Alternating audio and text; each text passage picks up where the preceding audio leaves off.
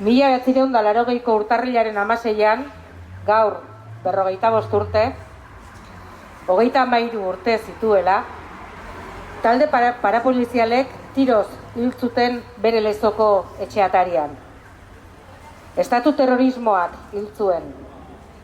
Bi talde parapolizial ezberdinek aldarrikatu zuten bere erailketa hura.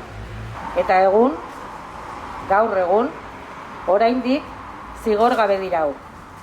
Talde parapolizialek eragindako kasu gehienen antzera. Guztiak, ez esateagatik. Ez dago biktimariorik gabeko biktimarik. Estatu terrorismoa praktikatu eta ahalbidetu zutenek izen, abizenak eta sigilak dituzte.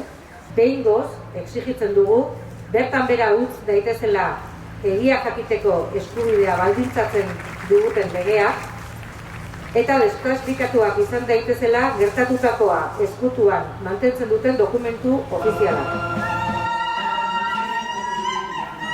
Euskal Herria eskatuta!